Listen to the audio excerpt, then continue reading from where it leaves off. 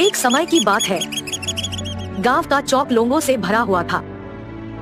रामू की समोसा पाव भाजी की दुकान यहीं की गलियों में थी, जिसका नाम था रामू की रसोई। रामू एक आम ग्रामीण था जो अपने मसालेदार समोसे और तीखी पाव भाजी के साथ काम करता था। जीवन में उन्हें कई कठिनाइयों का सामना करना पड़ा, लेकिन उनकी मुस्कान उनके समोसे की तरह कुरकुरी थी और उनकी भावना उनकी चटनी की तरह मसालेदार थी।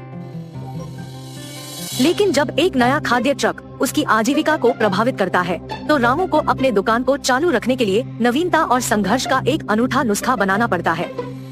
रामू ने अपनी हो जाता है। लक्ष्मी हमेशा की तरह अपने क्लासिक्स में नए मोड़ जोड़ने का सुझाव देती है, लेकिन डर रामू की रचनात्मकता को बंधक बना लेता है। मानसून की एक दोपहर ये कहानी सिखाता है कि हमें एक सड़क संगीतकार ने रामू की ठेले में आश्रय मांगा। उसकी कोमल मधुर धुन रामू के गरम समोसे के साथ मिल गई और रामू ने खुद को गुनगुनाते हुए पाया।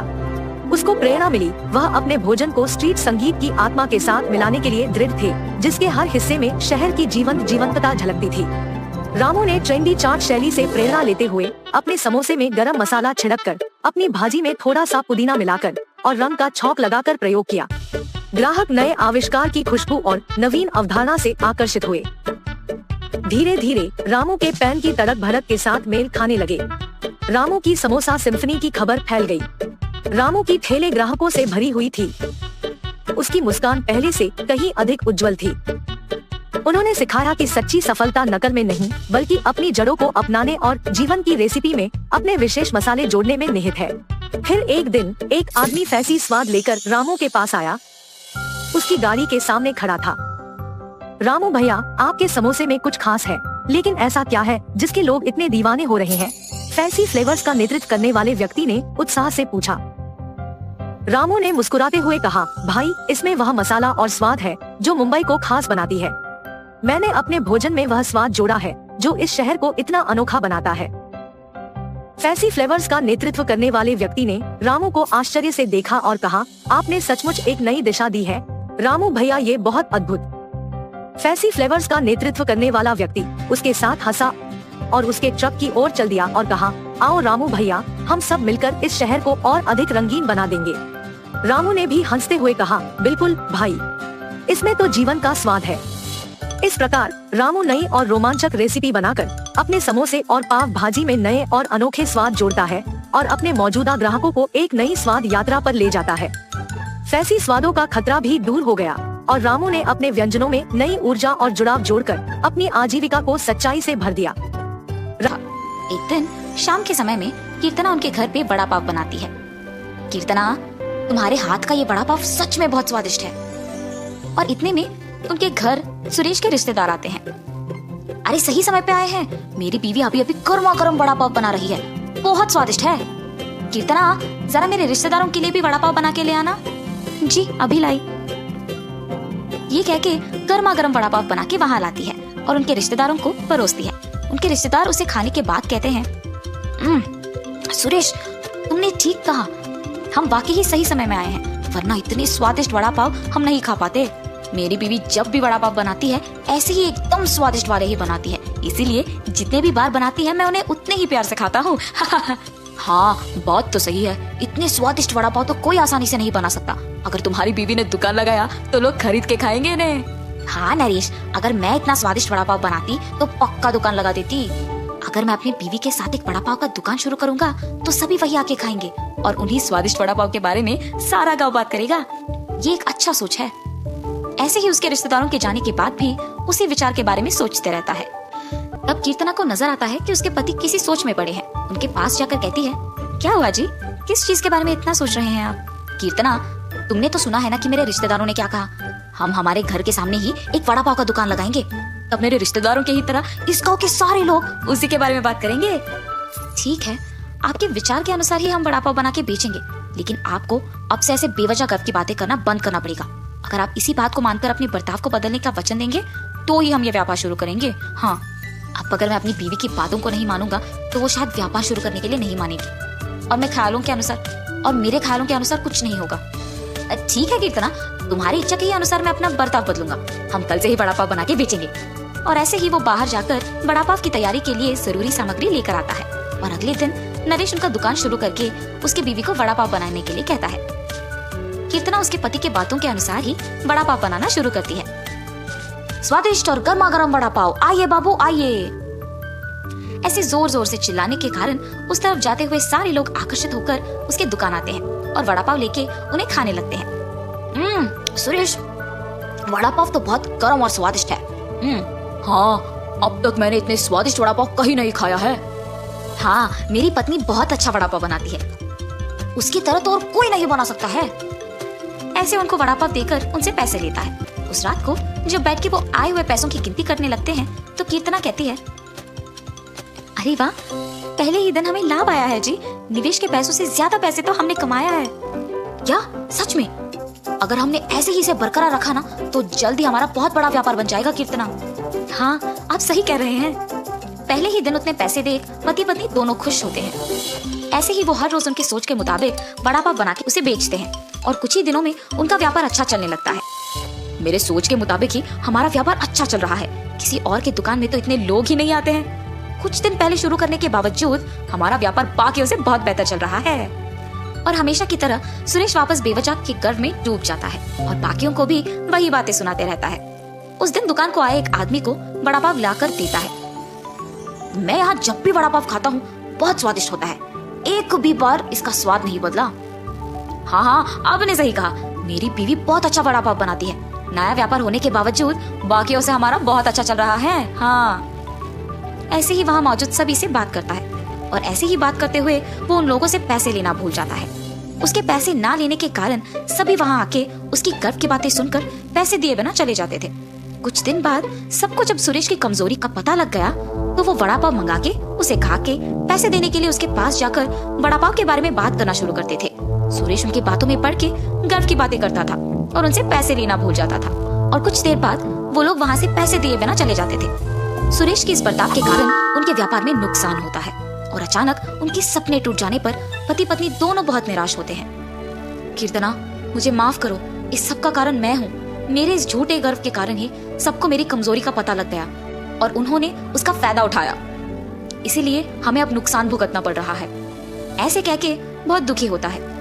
आपको अपनी गलती का एहसास हो गया, बस ये काफी है। अब से हम हमारा व्यापार ढंग से चलाएंगे। ठीक है कीर्तना। और तब से पति पत्नी दोनों उनका वड़ा पाव का व्यापार बहुत अच्छे से चलाते हुए खुश रहते हैं। विष्णुपुर नामक एक गांव में वीरेश और गृहा नामक दो अच्छे दोस्त अपने परिवार के साथ रहते थे। दोनों बचपन से बहुत अच्छे दोस्त होने के नाते उनके दोस्ती के भरोसे पे एक लस्सी का व्यापार शुरू करके उसे चलाते हैं। हर रोज वीरेश और गृहन दोनों साथ में उनके लस्सी के दुकान को जाते थे और आते ही दुकान को साफ करके भगवान की पूजा करके लस्सी बनाना शुरू कर देते थे। इनके लस्सी के तैयारी के लिए हर रोज शाम को लीलावती नामक एक बूढ़ी औरत इन्हें दही देने दुकान आया करती थी। और बेटा, व्यापार कैसे चल रहा है? बहुत अच्छा चल रहा है दादी। आपकी इतनी उम्र आने के बाद भी इतना काम करने की क्या जरूरत है दादी? मेरी तो सिर्फ उम्र बढ़ रही है बेटा, शरीर का ताकत तो अब भी जवान है। ऐसे ही दही देने आके उनके साथ थोड़ा बातचीत करके हंस के चली जाती थी। गृहन और वीरेश को भी उनके बारे में अच्छे विचार थे। एक दिन जब लीलावती हर रोज की तरह दुकान को दही देने आई तो उसने देखा कि वहाँ वीरेश नहीं था। समय देख के, बेटा गृहन, लगता है वीरेश दुकान में नहीं है। जी दादी, नहीं है। क्यों, क्या बात है? इस वीरेश के साथ काम करके क्या ही कमा लोगे तुम? मैं जब भी देखती हूँ सिर्फ तुम सारे काम करते हो और वो वीरेश तो सिर्फ तुम्हें लस्सी के मटके देते रहता है। ज्यादा काम करने वाले को ही ज्यादा लाभ मिलना चाहिए। ये बात मैं तुम्हें बहुत दिनों से बताने की सोच रही थी। नहीं दादी, आपको जरूर कुछ गलतफहमी हो गई है। मुझे तो वीरेश ने ही लस्सी बनाना सिखाया। उसके काम ना करने का सवाल ही नहीं उठता। आप दुकान आते तो हैं, पर 10 मिनट से ज्यादा कभी नहीं रहती है, इसीलिए आप वीरेश की वास्तविकता से अनजान हैं। ठीक है, तुम्हारी मर्जी बेटा। मुझे जो कहना था मैंने कह दिया। चलो अब मैं निकलती हूँ। और जाते वक्त मन ही मन पछताती है कि उसे ये सब गृहन से कहना ही नहीं था। अगले दिन जब दही देने वापस उनके दुकान जाती है तो गृहन के ना होने का मौका देख वीरेश को भी वही बताती है जो पिछले दिन गृहन को बताया था। गृहन उसकी बातों की विश्वास करता है मगर नजरअंदाज कर देता है और यही कहता है कि शायद उसने ग्रहण को सही तरह से नहीं समझा होगा, लेकिन वीरेश लीलावती के बातों से प्रभावित होकर ग्रहण पे उसके विचार बदल देता है। अब ये दोनों दो अलग दुकान खोलेंगे और मुझे ज्यादा दही बेचने को मिलेगा। वीरेश लीलावती के कहे बातों को जाके अपनी पत्नी को बताता है। आप कुछ मत सोचिए, मेरी बात सुनकर एक और लस्सी का दुकान खोल दीजिए बस। पर ग्रहण को क्या बोलूं? यही बोलिए कि जीवन में आगे बढ़ने के लिए ना अलग अलग व्यापार करना बहुत जरूरी है। पत्नी के प्रेरित करने पर वीरेश ग्रहण को एक नई लस्सी की दुकान खोलने की बात कह देता है और निवेश के पैसे ग्रहण से वापस ले लेता है। वीरेश के काम में और निर्णय में रुकावट ना बने, इसीलिए ग्रहण उसे कुछ नहीं कह पाता और वीरेश के दूर होने पर बहुत दुख होता है। ग्रहण को दुखी होते देख उसकी पत्नी, आपको ऐसे दुखी देख मुझे अच्छा नहीं लग रहा है जी। आपको अपने मन को ये कह के संभालना होगा कि वीरेश जी की स्थितियों ने शायद उन्हें ऐसे करने पर मजबूर किया होगा। वही तो मुझसे नहीं हो पा रहा, और ऐसे अशांत मन से आप क्या ही व्यापार चलाएंगे। ठीक है, एक काम कीजिए, हमारे गांव में मेरे चाचा राधे नामक एक लस्सी दुकान चलाते हैं जो बहुत ही प्रसिद्ध है। वहाँ बहुत प्रकार के लस्सी बनते हैं। वहाँ जाके आप भी अलग प्रकार के लस्सी बनाना सीखिए। आपका ध्यान इस बात से हटेगा और व्यापार में भी वृद्धि होगा। सही बात है, वही करूँगा। ऐसे ग्रहण 6 गांव बाद वाले भीष्मा नगर में अपने रिश्तेदार के घर जाता है। अरे बेटा ग्रहण, कैसे हो तुम? तुम्हारी पत्नी कैसी है और तुम्हारा व्यापार कैसे चल रहा है? सब कुछ ठीक है मामा जी। आपकी दुकान के अलग प्रकार के लस्सी आसपास के सारे गांव में बहुत प्रसिद्ध है, इसीलिए मैं भी उसे स्वाद करने आया। उसके दुकान के सामने लस्सी के रंगीले चित्र बनवाता है ताकि ग्रामीणों को पता चले कि ग्रहण की दुकान में विभिन्न प्रकार के लस्सी मिलते हैं, और उसके नाम भी लिखवाता है। वहाँ से गुजरते हुए ग्रामीण उसे देख आश्चर्यचकित होकर उसे पढ़ते हैं। इंडियन लस्सी, पंजाबी लस्सी, आम की लस्सी, नमकीला लस्सी, मीठा लस्सी, मलाई लस्सी, केले का लस्सी, मसाला लस्सी, केसर की लस्सी, चॉकलेट लस्सी, गुलाब लस्सी। ऐसे नए नाम और रंगीले चित्र देख गांव वाले भी उन नए तरह के लस्सियों को स्वाद करने आते हैं। ग्रहण, कुछ विशेष बात है? इतने प्रकार के लस्सी, जरा मसाला लस्सी देना।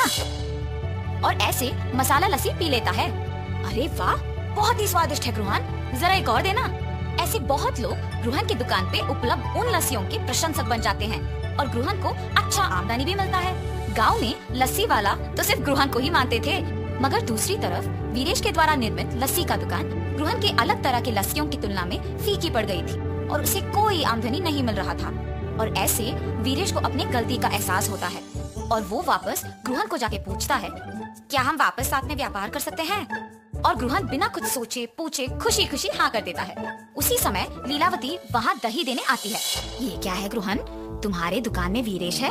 जिस व्यापार के लिए तुम्हें छोड़ दिया था, इसे तो वहाँ होना चाहिए ना। ये दुकान सिर्फ मेरा नहीं बल्कि वीरेश का भी है। तुम्हारे बातों से प्रभावित होके मैंने अपने बचपन के दोस्त को दुख पहुँचाया। अगर अगली बार मुझे पता लगा कि तुम ऐसे काम कर रही हो तो तुम्हारी उम्र की भी इज्जत नहीं करूँगा। वीरेश की बातें सुन के लीलावती डर के मारे वहाँ से चली जाती है और ग्रहण वीरेश की बातों पे हंसता है। ऐसे वो बिछड़े हुए दोस्त वापस मिल जाते हैं और खुशी से अपना व्यापार चलाते हैं। एक समय की बात है, गांव की गलियों में जब बातें फैली तो एक नाम जो सभी की जुबान पर होता था वो था कमला। गांव के लोग उसे लालची शहद वाली के नाम से भी जानते थे। कमला गांव में एक पुरानी और अकेली महिला थी जिनकी बुढ़ापे में लालसा बढ़ गई थी और वह बाजार में अपने खुद के शहद का कारोबार करने लगी थी। गांव की चौपड़ में रोज भीड़ लगी रहती थी क्योंकि यहाँ की सड़क गांव की व्यापारी जिंदगी की गति दिखाती थी। रोजाना यहाँ विभिन्न विक्रेताओं और खरीदारों का आना जाना रहता था। लोग अपने अपने उत्पादों को बेचने की कोशिश में लगे रहते थे। गांव की यह व्यवस्था एक बड़े बाजार की तरह ही काम करती थी, जहां हर एक विपणन कर्मी ने अपने उत्पादों को बेचने का प्रयास किया करते थे। कमला बाजार में अपनी खुद की शहद की दुकान लगाने लगी। वह जंगलों से शहद खरीदकर बाजार में बेचती थी, लेकिन उसकी खुद की खोज में लालसा इतनी बढ़ गई थी कि उसने खुद की अच्छे शहद की बजाय अन्य खराब वस्तु के साथ मिलाकर बेचने की शुरुआत कर दी। गांव के लोग कमला की शहद की दुकान पर शहद खरीदने आते थे। वह उनके सामने मिले खराब शहद के डिब्बे खोलती और उनसे कहती, देखो यह शहद बहुत पुराना है, गुड़ नहीं है। मैंने इसकी कीमत भी कम कर दी है, आप इसे सस्ते में खरीद सकते हैं।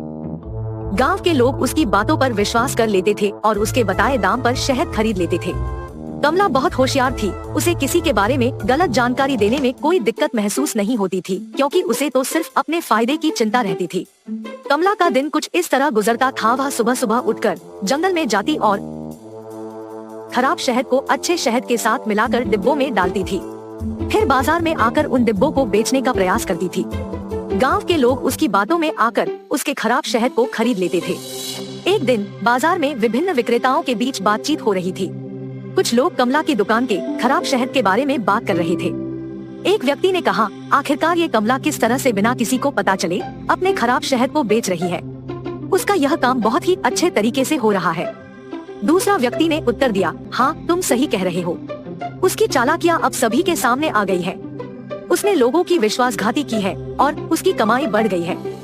कमला की दुकान में गांव के अन्य लोग भी आकर शहद खरीदने आते थे, लेकिन वे नहीं जानते थे कि उन्हें खराब शहद बेचा जा रहा है। कमला की चालाकियों के कारण वह गांव के लोगों की शहद की मांग को पूरा नहीं कर पा रही थी, क्योंकि उसके पास सिर्फ खराब शहद ही था। गांव के लोग धीरे धीरे कमला की खराब शहद के बारे में जानकारी प्राप्त करने लगे थे। एक दिन गांव के अन्य व्यापारी ने कमला की दुकान में गुप्त रूप से गया और उसकी खराब शहद की बात जान ली। व्यापारी ने गांव के लोगों को सच्चाई बता दी। गांव के लोग बहुत ही गुस्से से कमला की दुकान पर आए और उससे खराब शहद की बजाय अच्छे शहद की मांग की। कमला ने गांव के लोगों से माफी मांगी और उनसे वादा किया कि वह खराब शहद के बजाय असली और अच्छा शहद बेचेगी। गांव के लोगों ने कमला को माफ कर दिया और उसकी दुकान पर आना बंद कर दिया। कमला ने उस पल से सबक सीखा कि लालसा और बड़े बड़े वादों से किसी को धोखा नहीं दिया जा सकता। गांव के लोगों ने भी सीखा कि बड़ी बड़ी बातों के पीछे न जाएं, बल्कि सच्चाई का पता लगाने का प्रयास करें। यह कहानी हमें सिखाती है कि लालच और गलत रास्ते चुनने से हमारा जीवन मुश्किलों में पड़ सकता है और सच्चाई को पहचानने से हम गलतियों से बच सकते हैं।